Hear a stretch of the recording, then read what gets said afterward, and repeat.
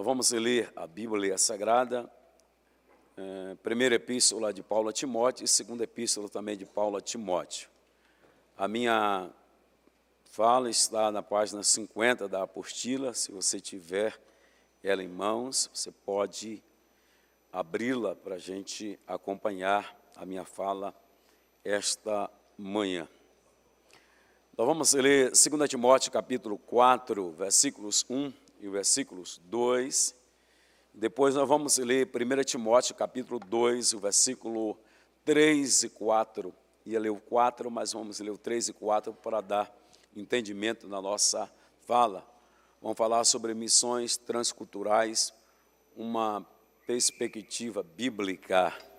Conjuro-te, pois, diante de Deus e do Senhor Jesus Cristo, que há de julgar os vivos e os mortos na sua vinda e no seu reino, que pregues a palavra, enche a tempo e fora de tempo, redargue-as, repreendas, exorte com toda a longanimidade e doutrina. 1 Timóteo capítulo 2, versículo 3 e o versículo 4. Porque isto é bom e agradável diante de Deus, nosso Salvador, que quer que todos os homens se salvem e que cheguem ao conhecimento da verdade. Deus quer que todos os homens se salvem e que cheguem ao conhecimento da verdade. Se você pode, tome seu assento, obrigado. Vamos falar sobre missões transculturais esta manhã. Lembrando que pregar o Evangelho é um mandamento que o Senhor nos deu. Pregar o Evangelho é um mandamento que o Senhor nos deu.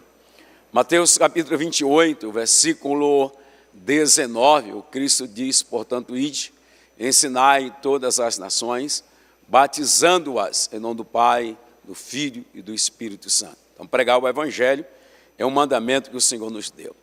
A grande pergunta é: a quem devo pregar? A quem devo pregar? Primeiro, eu devo pregar a todo mundo, a todo mundo. Marcos 16, 15, a parte A, ide por todo mundo. Então, eu devo pregar a todo mundo. Segundo, a quem devo pregar? Devo pregar a todas as nações. Mateus 28, 20. Terceiro, a quem devo pregar, ou aonde devo pregar? A todas as aldeias. Mateus capítulo 9, versículo 35, percorria Cristo as aldeias pregando. A quem devo pregar? Devo pregar a toda a criatura. Marcos 16, 15. Em qual lugar eu devo pregar? Eu devo pregar em todos os lugares. Atos 16, 30. Deus não leva em conta o tempo da ignorância, mas anuncia aos homens em todos os lugares que se arrependem. Então eu devo pregar em todos os lugares. Sabendo que há uma dificuldade muito grande. Nós temos o globo terrestre com 510 milhões de quilômetros quadrados, com uma população de aproximadamente 8 bilhões de habitantes, sendo que a Índia tem a maior população do planeta, 1 bilhão 425 milhões de habitantes. A China tem a segunda maior população do planeta, 1 bilhão e 400 milhões de habitantes. O Brasil, nós passamos agora de 203 milhões de habitantes e 22% da população do Brasil mora em São Paulo, 46 milhões de habitantes aproximadamente. Só para os irmãos terem uma ideia, em 1800, apenas 3% da população mundial viviam em cidades. Em 1800, apenas 3% da população mundial vivia em cidades. Acredita-se que, em 2050, em cada 7 moradores do planeta, em cada 10 moradores do planeta, 7 vão morar em cidades, 7 viverão nas cidades. Apenas 3 em cada 10 moradores vão morar na zona rural, eles vão mudar para os centros urbanos. Os irmãos têm uma ideia em relação à necessidade de pregar o Evangelho. Existe no planeta aproximadamente 4 mil povos que ainda não foram alcançados. Existe aproximadamente 4 mil povos que ainda não foram alcançados. aproximadamente 1.800 línguas ainda não têm a palavra traduzida para eles. Aproximadamente 1.800 línguas não têm a palavra traduzida para eles. E há uma dificuldade muito grande de pregar o Evangelho, a implicação para a evangelização. A primeira implicação para a evangelização transcultural é a visão que a sociedade passou a ter da Bíblia. A visão que a sociedade passou a ter da Bíblia. A segunda é a visão do pecado. E a terceira é a visão de Cristo. Então, são esses três elementos que dificultam a pregação do Evangelho. A visão que a sociedade passou a ter da Bíblia. Atualmente, as citações bíblicas são vistas como simplistas e ingênuas. Por exemplo, na minha época de jovem, muito simples você distribuir o folheto. Você dava folheto, era uma forma de pregar o Evangelho. Hoje a sociedade vê isso como uma forma simplista e ingênua, você dá um folheto. Segundo, a visão do pecado. A visão do pecado. O pecado, a questão moral, espiritual e cultural. Hoje reconhece só o erro moral, tipo corrupção, tipo assalto, violência. Eles dizem que não há verdade absoluta. Então hoje você tem essa dificuldade para pregar o Evangelho em relação ao pecado, porque eles acham que o único pecado é só o pecado moral, é só corrupção, assassinatos, violência. Os demais pecados, tanto espirituais como cultural, eles dizem que não é pecado. Em relação à visão que eles têm de Cristo, ele diz que Cristo é um lindo caminho dentro de muitos. Cristo é um lindo caminho dentro de muitos. Então, existem outros caminhos que são legal, bacana. Essas três negações fazem da presente sociedade uma das mais resistentes ao Evangelho. Essas três citações fazem da sociedade presente uma das mais resistentes à pregação do Evangelho. Então, missões culturais fazem parte da nossa chamada, do nosso ministério. E Deus nos chamou para pregar o Evangelho a todas as nações. Na página 50, nós temos os textos bíblicos elementares. A Bíblia, sem dúvida alguma, é um livro missionário. A Bíblia, sem dúvida alguma, é um livro missionário. Todos esses pontos são os textos abordados anteriormente, fazem necessário e tornam as bases bíblicas elementares de missões transculturais. E nós temos essas três bases. Primeiro, o fator Calvário, a morte de Cristo, o sacrifício de Cristo na cruz é um fator preponderante para fazer missões transculturais. João 3,16 diz que Deus amou o mundo de tal maneira que deu seu Filho unigênito para que todo aquele que nele crê não pereça, mas tenha a vida eterna. Romanos 5,8 diz que Deus prova o seu amor para conosco, que Cristo morreu por nós, sendo nós ainda pecadores. Não há nada que você possa fazer para Deus lhe amar mais, e não há nada que você deixe fazer para Deus lhe amar menos. Simplesmente, Jesus morreu na cruz para lhe salvar. Jesus morreu na cruz para lhe salvar. Outro dia, o irmão disse-me: pastor, eu vou orar mais para Deus me amar mais. Eu disse: é a obrigação de todo cristão orar. Pastor, vou jejuar para Deus me amar mais. A obrigação de todo cristão jejuar. Pastor, vou dar o dízimo para Deus me amar mais. É a obrigação de todo crente salvo ser dizimista. Pastor, então eu vou, pastor, me dedicar mais na igreja para Deus me amar mais. Eu disse, é a obrigação de todo cristão se dedicar na igreja. Não há nada que você possa fazer para Ele lhe amar mais. A salvação, missões transculturais, passa pelo fator Calvário. Jesus morreu na cruz. Romanos 3,10, como está escrito, não há um justo, nenhum sequer. Romanos 3,23, porque todos pecaram, destituídos, afastados, distantes, estavam da glória de Deus, Romanos 6,23, o salário do pecado é a morte. Até para ir para o inferno paga-se um preço. O salário do pecado é a morte. É a única moeda que não sofre alteração. O dólar americano sofre alteração.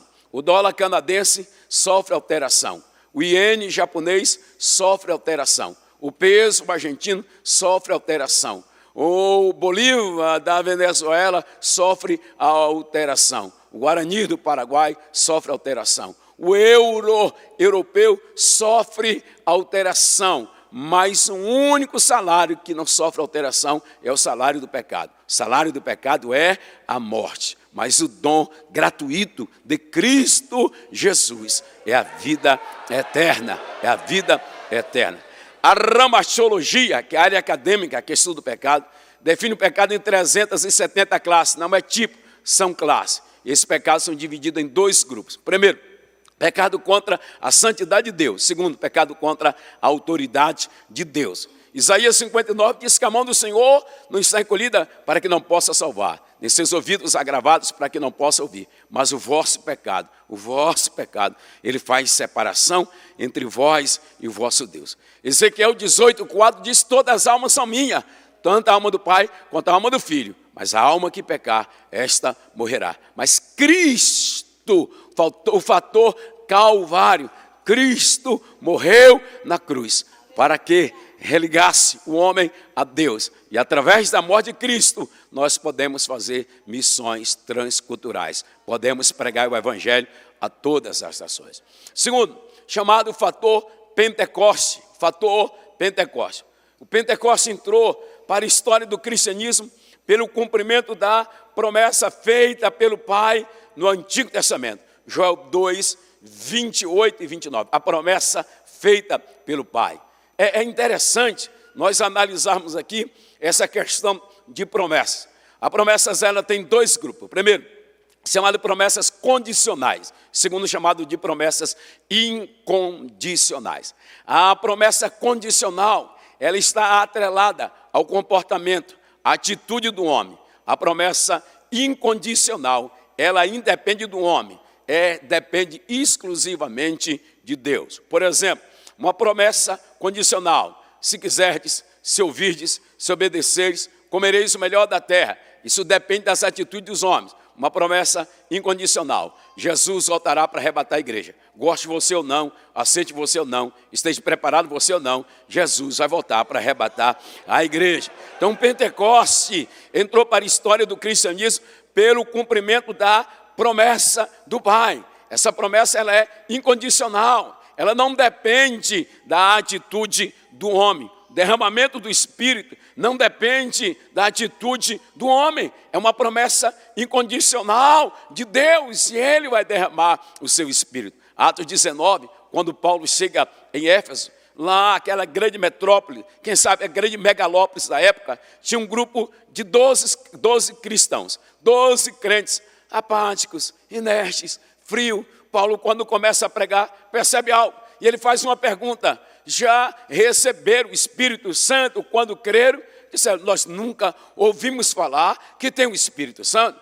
Paulo disse: uai, e vocês são batizados em quê? Nós somos batizados no batismo de João para arrependimento. Paulo disse: não, vocês precisam receber a promessa, o fator Pentecoste. Vocês precisam ser cheios do Espírito Santo, cheios do Espírito Santo, cheios do Espírito Santo.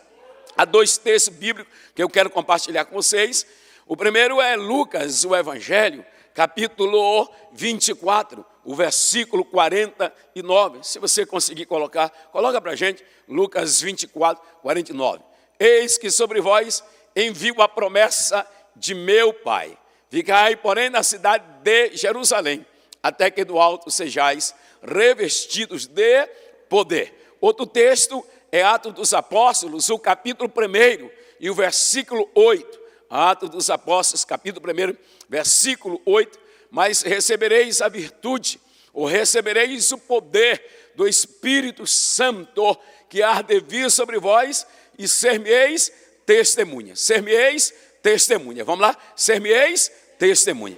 É interessante falar, dizer, afirmar, reverberar. Nós recebemos poder com um objetivo. Eu recebo poder com qual objetivo, pastor? Ser testemunha. seja em Jerusalém, seja na Judéia, em Samaria e até aos confins da terra. Eu não recebo poder para dividir igreja, eu não recebo poder para rebeliar, eu não recebo poder para me opor à liderança da igreja, eu não recebo poder para dar cabeçada na igreja, eu não recebo poder para ficar doido, sem juízo, sem razão. Eu recebo poder para ser testemunha. Eu recebo poder para ser testemunha.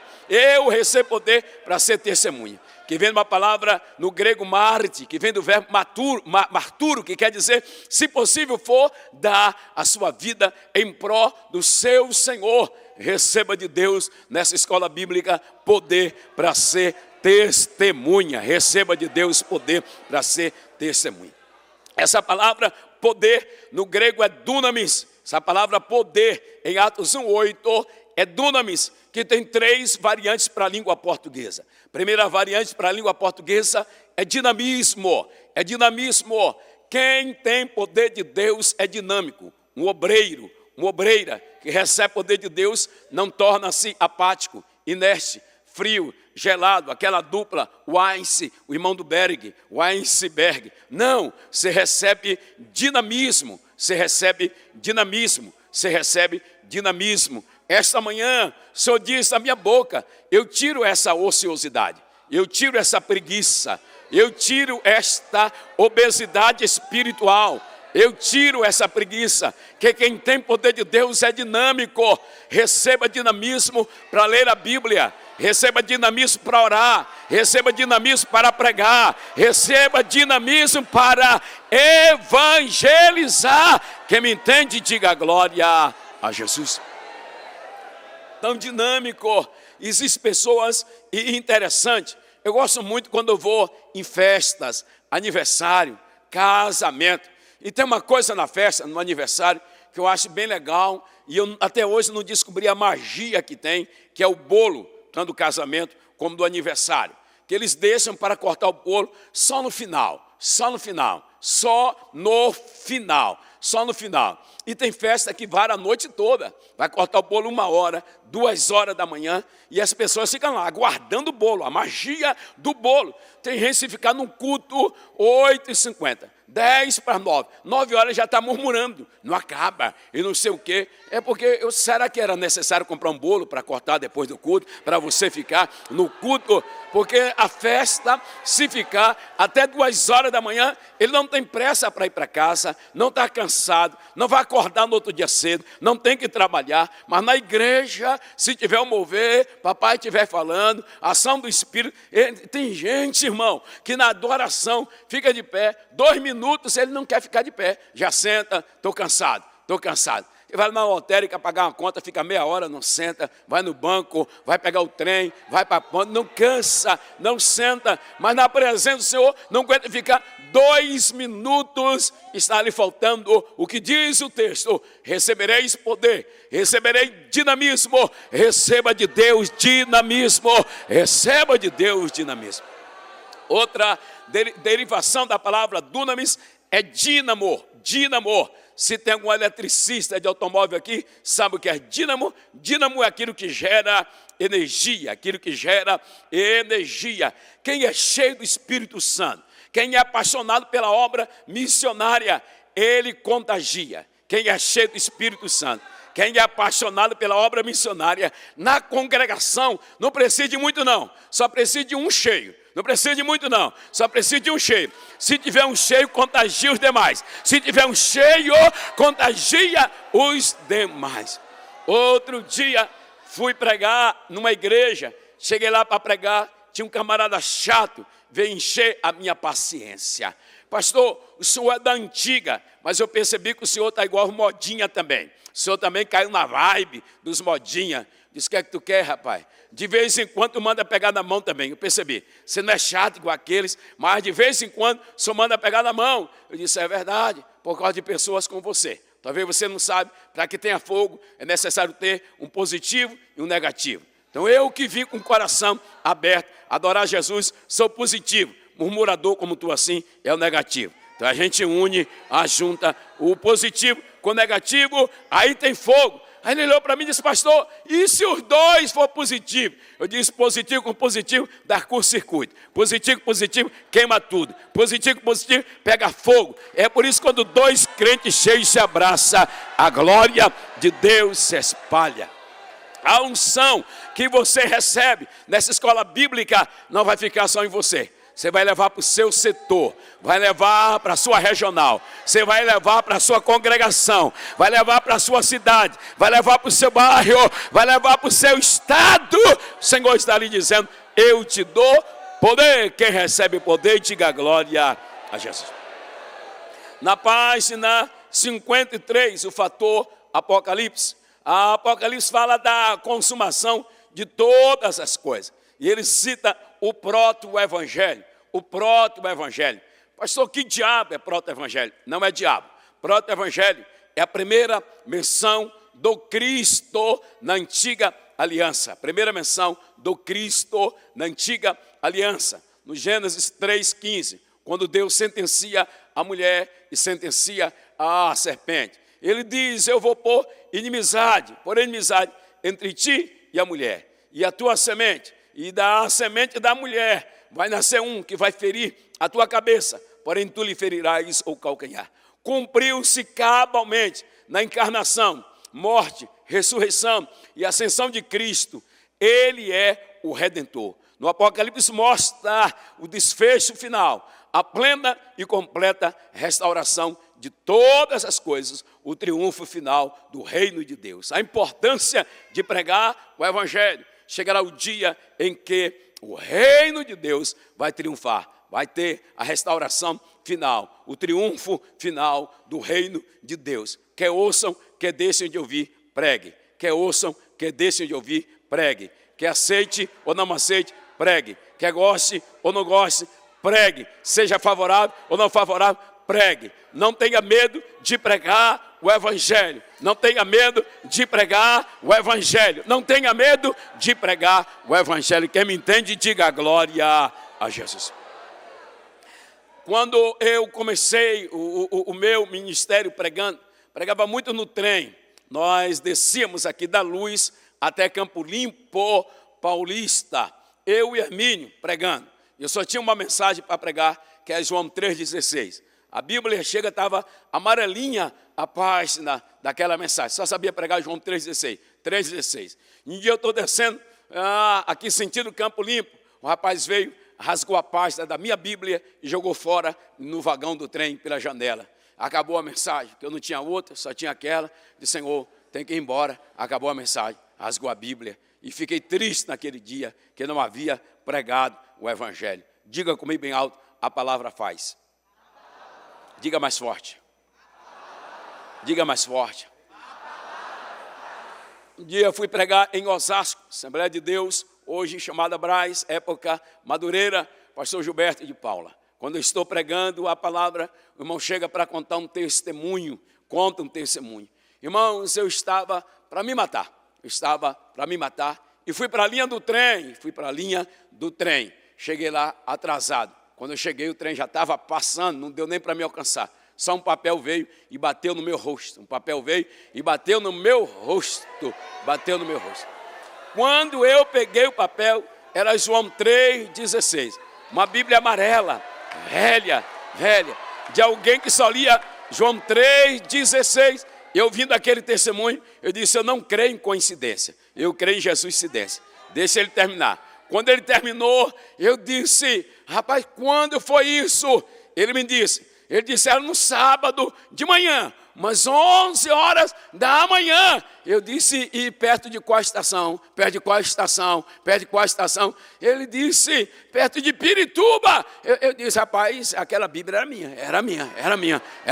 Era eu que estava pregando lá, E eu murmurei tanto porque rasgaram a minha Bíblia.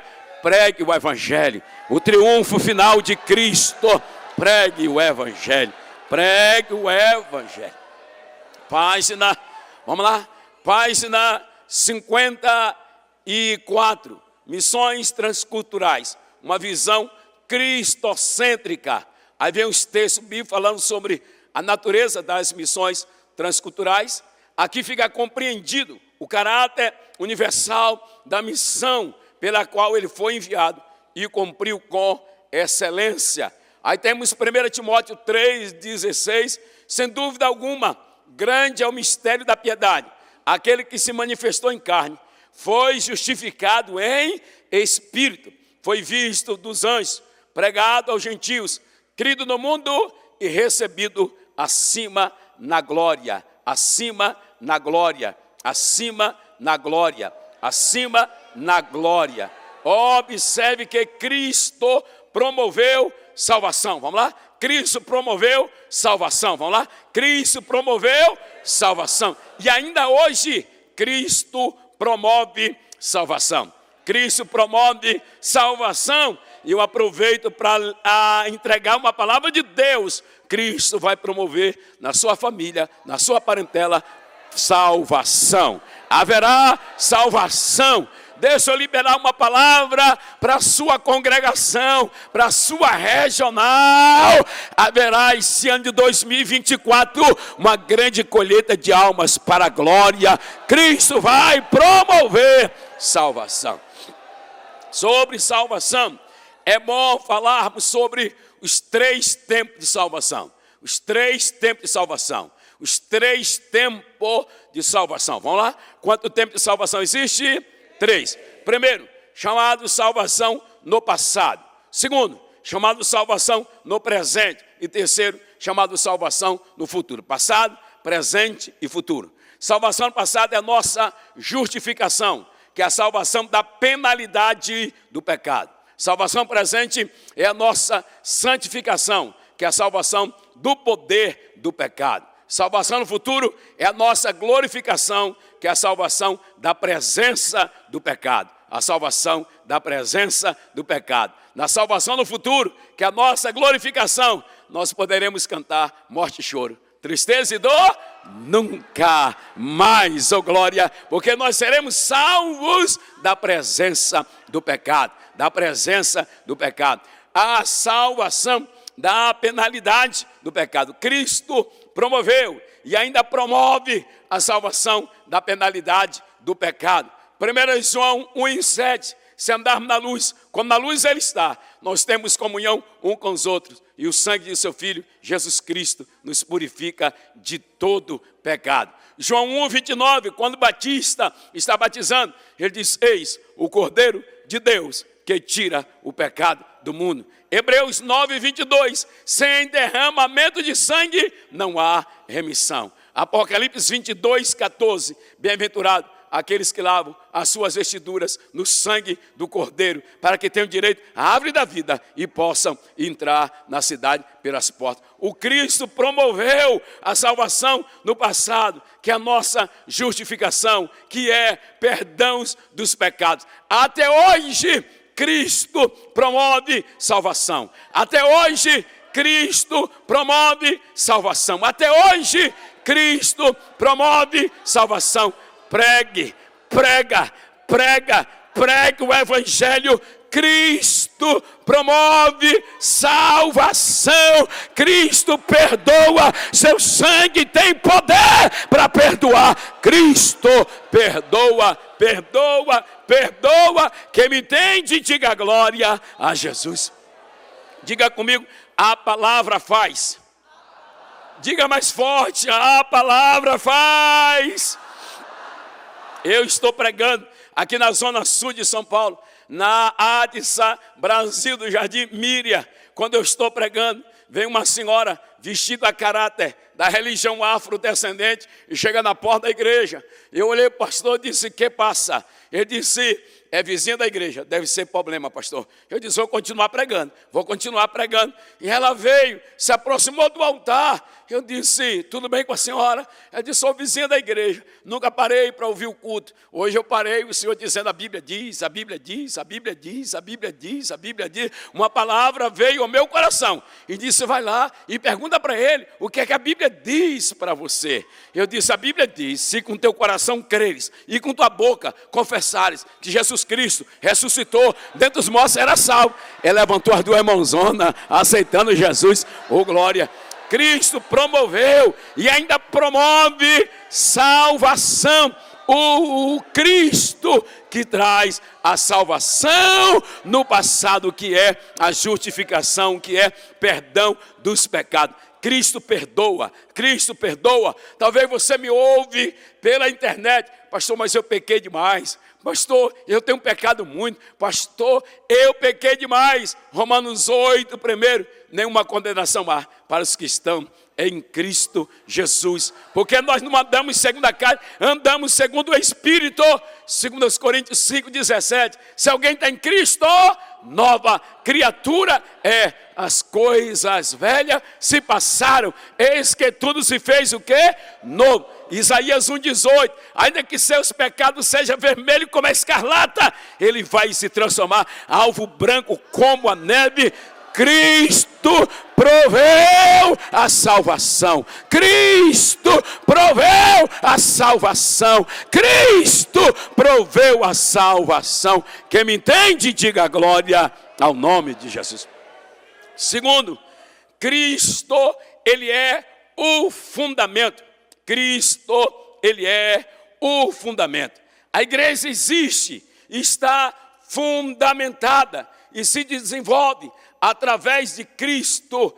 Ele mesmo asseverou, assegurou, falou, disse: sobre esta pedra edificarei a minha igreja.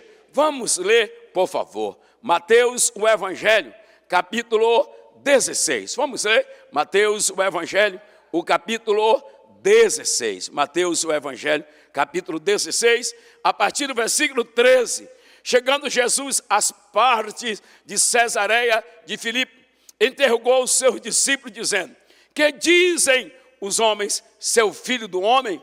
Que dizem os homens seu filho do homem? Nesse dia é fundada 5 igrejas. Nesse dia é fundada 5 igrejas. Nesse dia é fundada 5 igrejas. Primeira igreja: uns dizem que tu és João, a igreja de João. Segunda igreja: outros dizem que tu és Elias, a igreja de Elias. Terceiro: outros dizem que tu és Jeremias, a igreja de Jeremias.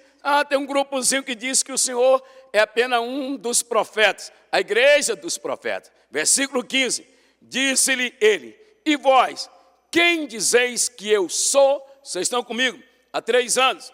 É normal que essas igrejas funcionem por aí, mas eu quero saber qual é a minha igreja. Qual é a minha igreja? Simão Pedro respondeu e disse: tu és o Cristo, vírgula, que acento gráfico indica que há uma continuação, o Filho do Deus vivo. Se Pedro diz: tu és o Cristo, ponto final, a igreja estava fadada ao fracasso. Mas ele diz: tu és o Cristo, o Filho do Deus vivo. Tu és o próprio Deus que se fez carne e habitou entre nós. Tu és Deus que desceu. Tu és Deus que estás entre nós. Versículo 17. Respondeu e disse-lhe: bem-aventurado. Essa palavra bem-aventurado é Macários, que quer dizer feliz, rico, próspero. Bem-aventurado és tu, Simão Barjonas, porque esse aqui não foi carne. Isso aqui não foi sangue quem te revelou. Isso aqui não é internet, não. Isso aqui não é Facebook que te revelou, não. Isso aqui não é maracutaia, não. Isso aqui foi papai. É papai que está no céu que te revelou. Isso é revelação dos céus. Há um dom que a igreja precisa buscar. Há um dom que a igreja precisa buscar. Há um dom que a igreja precisa buscar. O dom de discernimento de espírito. Há um dom que a igreja precisa buscar. O dom de discernimento de espírito. Paz, meus senhores. Paz, minhas senhoras. Há um espírito agindo dentro das igrejas pentecostais, que é um espírito de adivinhação, que se confunde com o dom do Espírito Santo. E só quem tem discernimento espiritual que consegue discernir o que é de Deus e o que não é. Tem muita gente abraçando o que é do mal e rejeitando o que é de Deus. Tem muita gente rejeitando homem e mulher de Deus e abraçando instrumento do mal, imaginando o que é de Deus. Essa manhã Deus me trouxe aqui para lhe dizer: Ele quer lhe dar discernimento de espírito. Deus quer te dar discernimento de espírito. O Senhor está dizendo a Pedro: Pedro, isso aqui não foi a carne. Isso aqui não é o sangue, isso aqui não é estratégia, isso aqui não é malandragem, isso aqui é Deus que está ali revelando. Isso aqui é Deus que está ali revelando. Cuidado com os malandros dentro do evangelho. Cuidado com os malandros dentro da igreja. Cuidado com os malandros no evangelho. Outro dia, o pastor me confidenciou do malandro que foi na sua igreja fazer 3 dias numa campanha. No último dia, ele passou em envelope e procurou o fundo da igreja. Pegou uma cabeça de um boi e colocou o nome do pastor dentro da cabeça do boi. Chegou no culto e disse: eu quero 2 obreiros. 2 obreiros. 2 obreiros. Tem uma cabeça de um boi enterrada no fundo da igreja. E eu quero que o senhor mande 2 obreiros lá buscar. O pessoal foram pegar, abre a boca. Quando abriu a boca, o nome do pastor estava dentro da cabeça. A igreja explodiu, o pessoal se emocionou. 2 dias depois, no fundo da igreja, tinha um depósito de material de construção. O rapaz procurou o pastor, disse: pastor, aquela festa que o senhor teve uma movimentação estranha, rapaz. De madrugada, um movimento lá, e a câmara pegou. Quando o pastor foi ver a câmara, era o cidadão. Ele foi lá de madrugada e enterrou lá. E levou o dinheiro do povo. E as pessoas não têm discernimento de espírito e abraçam essas coisas. E se emociona. Jesus está dizendo para Pedro: isso aqui não é carne, isso aqui não é sangue, isso aqui foi Deus quem te revelou. Isso aqui não é engano não, isso aqui não é apostasia não. Isso aqui é revelação do céu. Revelação do céu nós cremos. Profecia do céu nós cremos. Manifestação do céu nós cremos. Agora espírito de engano na igreja não, na igreja não, na igreja de Deus não. Nós boicotamos isto na igreja não. Levante a mão direita. Diga: o que é do céu, o que é de Deus, nós cremos, nós aceitamos. Diga: espírito de engano no nosso meio, nós não cremos e não aceitamos. Quem me entende, diga glória ao nome de Jesus. Versículo 18: pois também te digo que tu és Pedro, sobre esta pedra edificarei a minha igreja, e as portas do inferno não prevalecerão contra ela. Guarde isso, nunca mais se esqueça. Mas as portas do inferno, pastor Israel, não vai prevalecer contra qual igreja? A igreja de Jeremias, ela prevalece. A igreja de Elias, ela prevalece. A igreja de João Batista, ela prevalece. A igreja dos profetas, ela prevalece. A única igreja que ela não prevalece é a igreja que sabe quem é Jesus. É a igreja que sabe quem é Jesus. É a igreja que sabe quem é Jesus. Quem é Jesus? Jesus é Deus. Jesus é Deus. Jesus é Deus. Jesus é Deus. Vamos lá? Jesus é quem? Deus. Em relação a Deus, nós temos 2 comportamentos: ou rejeitamos ou adoramos. Deus, você tem 2 comportamentos: ou rejeita ou adora, ou rejeita ou adora. Jesus é Deus. Jesus é Deus. Ele é o fundamento, Ele é a pedra, Ele é a pedra, Ele é a pedra, Ele é a pedra, Ele é a pedra. A igreja está afirmada sobre esta afirmação: Cristo é a pedra angular. A igreja está edificada. Quanto se levanta a mão e glorifica ao nome de Jesus. Terceiro, Cristo é o exemplo. Cristo é o exemplo. Cristo é o exemplo. Senhor Jesus não somente não só promoveu a salvação, como Ele também é o fundamento na qual a igreja está alicerçada. Mas Ele mesmo é o exemplo máximo de total dedicação ao Pai e a sua vontade, isto é, a sua missão. Devemos ter uma semelhança com a vida dele, se quisermos ter o benefício da sua morte. Cristo não poupou esforço. Cristo não poupou esforço. Vamos para o texto que nós lemos, 2 Timóteo, capítulo 4. Vamos para o texto, 2 Timóteo, capítulo 4, o versículo 2. Capítulo 4, o versículo 2. Pregue a palavra, a tempo e a fora de tempo. Pregue a palavra. Paulo usa 2 verbos para tempo e fora de tempo, que é eukairos e akairos. Eukairos e akairos. Paulo está dizendo: pregue a tempo e a fora de tempo. há 3 coisas que a palavra enfatiza que devemos fazer fora do tempo, fora do Kairos. 3 coisas que precisamos fazer. Qual é, pastor? Orar. Qual é, pastor? Viver em santidade. Qual é, pastor? Pregar a palavra. 3 coisas que precisam ser feitas fora de tempo. Orar, não tem tempo para orar. Ore em todo o tempo. 2, viver em santidade. Não tem tempo para viver em santidade. Vive em santidade. 3, pregar a palavra. Pregar a palavra. E Paulo usa 3 verbos. 3 verbos. Primeiro verbo, corrigir. Corrigir. Corrigir. Corrigir. Diga comigo, corrigir. É apontar o erro. Corrigir é apontar o erro. É confrontar. Corrigir é apontar o erro. É confrontar. Pregar o evangelho é confrontar. Pregar o evangelho é apontar o erro. Falar sobre o inferno. Outro dia eu estava lendo uma matéria do padre da igreja católica de Barcelona, falando sobre o inferno. Eu disse, rapaz, isso aqui dá para pregar. Isso aqui dá para pregar, principalmente para os católicos. Ele disse que quando o inferno for frio, 437 graus Celsius. Quando o inferno for calor, 1000 graus Celsius. E a Bíblia diz que lá o bicho nunca morre e o fogo nunca se apaga. Eu disse, dá para pregar. Vou pegar a palavra do padre e vou pregar o evangelho para quem é católico. É quem é católico. Então, pregar o evangelho é apontar o erro, é confrontar, é confrontar, é confrontar. Não é massagear o ego, não é massagear o ego, não é massagear o ego, é confrontar, é confrontar. Outro dia eu ouvi uma moça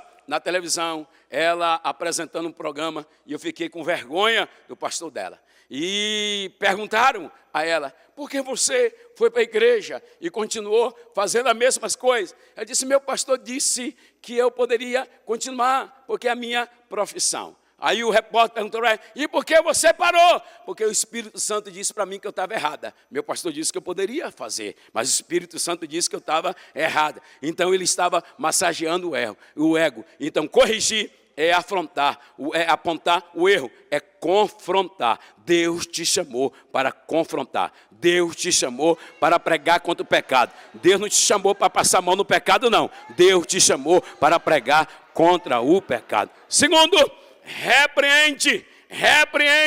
Repreender é mostrar o resultado do pecado. É alertar. Não existe purgatório, não existe reencarnação. A vida é decidida enquanto você está vivo. Ou é céu ou é inferno. Não existe. Há 2 anos atrás se falou no Brasil sobre uma terceira via, porque a política estava polarizada entre Bolsonaro e Lula. Então eles queriam uma terceira via. No reino espiritual não tem uma terceira via. Ou é céu ou é inferno. Ou vai subir ou vai ficar. Ou está cheio ou está vazio. Ou adora ou murmura. Ou é de Deus ou não é. Não existe quase. Essa linguagem quase é criada por nós outros. Essa linguagem quase é criada pela gente. Por exemplo, fulano de tal quase morreu. Quem quase morreu ainda está vivo, rapaz. Fulano de tal quase ressuscitou. Esse morreu mesmo faz tempo. Fulano de tal quase separou. Está junto, não separou. Fulano de tal quase casou. Ainda está na fila à espera do milagre. Fulano de tal quase perdeu o carro. Ainda está andando de carro. Quase comprou um carro. Ainda está andando de pé. Quase foi curado. Ainda está doente. Quase foi batizado com o Espírito Santo. Não fala língua coisa nenhuma. Quase comprou uma casa. Ainda paga aluguel. Quase perdeu a casa. Ainda está tirando onda. Morando na casa que possui. Quase que ficou crente quando Jesus voltar. Quase que ele ia subir. Só por causa do quase ele vai ficar. Repreender é mostrar o resultado do pecado. É alertar. Alerta. Deus te chamou para alertar. Você é atalaia. Deus te chamou para alertar. Quem me entende, diga glória a Jesus. Paulo também disse, exorta. Exortar é trazer para perto, é confortar. Diga comigo, exortar é trazer para perto, é confortar. Diga confortar. Oh, Deus te chamou para trazer bálsamo também. Deus te chamou. Não, a minha mensagem é só cajadada, pastor. Não, Deus te chamou para trazer bálsamo. Deus te chamou para trazer azeite. Deus te chamou para trazer óleo. Deus te chamou para trazer para perto. Exorta, mas traz para perto. exorta, mas traz para perto. É melhor fraco, mas na igreja, do que forte lá no mundo. É melhor fraco aqui na igreja do que forte lá no mundo. É melhor fraco aqui na igreja do que forte lá no mundo. Deus te chamou para exortar, para trazer para perto, para confortar. O Espírito Santo vai te usar para trazer conforto, para trazer consolo. Vamos ler um texto? Vamos ler um texto? 2 Timóteo, capítulo 1. Eu gostaria que você colocasse, você que gosta de nomes diferentes, para colocar nos seus filhos. Tem 3 nomes aqui, bonito, para você colocar nos seus filhos, seus netos agora. 2 Timóteo, capítulo 1, versículo 15. Versículo 15, posteriormente, versículo 16. 2 nomes bonitos. Bem sabes isso, que os que estão na Ásia, todos se apartaram de mim, os quais foram. Olha que nome bonito para você colocar no seu filho. Olha que nome lindo, que nome lindo, que nome lindo. Seu neto, vamos lá? Qual é o nome dele? Qual é o nome dele? Figelo. Outro nome bonito aí para você colocar no seu filho, ó. Hermógenes. Olha que nome legal, bacana. Esse menino vai sofrer muito bullying na escola. Que nome legal. Agora, versículo 16. Olha o que Deus diz, pastor Fernando, através de Paulo. O Senhor conceda misericórdia. Olha que outro nome bonito. A casa de quem? Ou a casa de quem? Onesíforo. O Senhor conceda misericórdia. Fígelo, Hermógenes e Onesíforo. Olha lá, porque muitas vezes fez o quê? Me recreou. Sabe o que é recriar? Recriar, a ideia de recriar, aí no grego, é trazer bálsamo em meio ao deserto. Trazer bálsamo em meio ao deserto. Paulo está dizendo, ele me recreou, ele me trouxe alegria, ele me trouxe gozo. Onesíforo era um portador de alegria, Tem gente onde chega, traz tristeza. Onde chega, traz contenda. Onde chega, traz luta. Onesíforo procurou Paulo para trazer refrigério, para trazer alegria. Que Deus use. E eu quero chamar o Reginaldo para a gente cantar o hino, uma canção. Miss Davis, ajuda aí, meu bom velhinho, que a idade já chegou. Glória a Jesus. Diz que ele vai cantar em 1 minuto. Glória seja dada ao nome de Jesus de Nazaré. Deus usou Onesíforo para trazer a Paulo alegria. Que Deus use a sua vida, que Deus use o seu ministério para você levar alegria, Onde houver morte, leve vida. Onde houver tristeza, traga alegria. Onde tiver desesperança, traga esperança. Onde tiver dor, leve alívio. Deus vai te usar para trazer alegria. Alcance a mão de alguém, alcance a mão de alguém. Você é um portador de alegria. Diga, você é um portador de alegria. Deus vai te usar.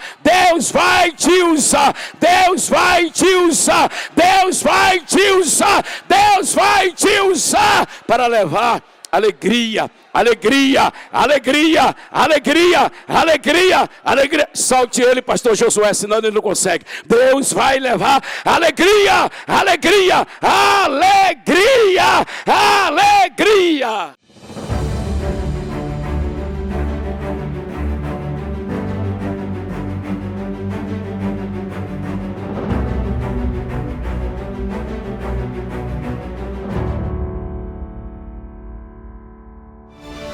AD Perus, desde 1947, abençoando o Brasil.